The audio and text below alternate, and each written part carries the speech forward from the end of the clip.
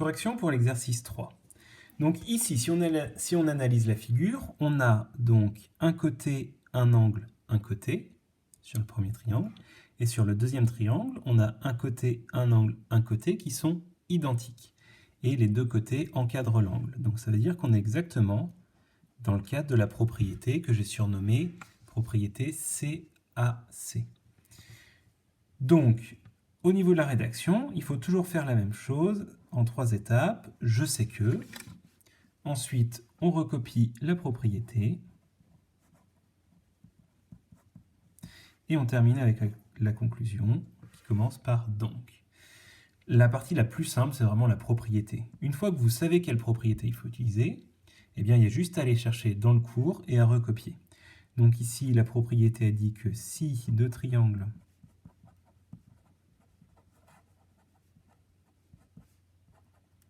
ont un angle de même mesure,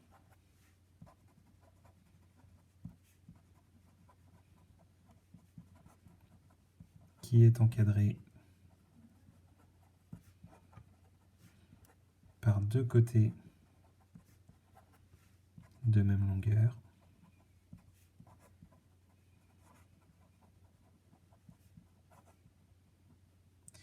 alors ces triangles sont égaux. Et vous remarquez qu'une propriété, elle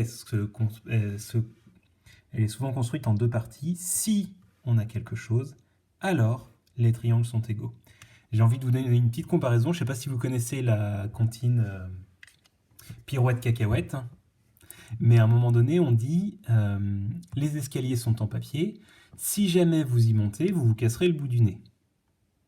Et bien la chanson dit après, le facteur y est monté, il s'est cassé le bout du nez. Donc vraiment, on a une propriété, et si jamais le début est vérifié, donc si jamais on fait le début, alors la fin suit automatiquement. Et bien c'est exactement ça ici. Donc si deux triangles ont un angle de même mesure, est-ce que là les deux triangles ont un angle de même mesure? Oui.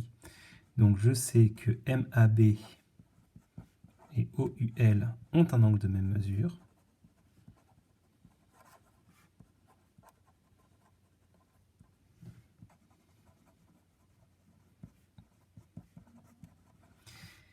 Et il faut que cet angle soit encadré par deux côtés de même longueur. Et là, c'est le cas.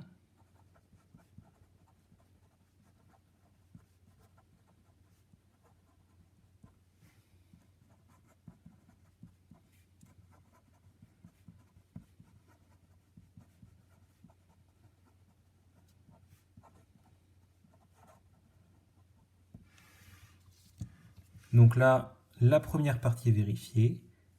Donc la conclusion est forcément juste. Donc, MAB et OUL sont deux triangles égaux.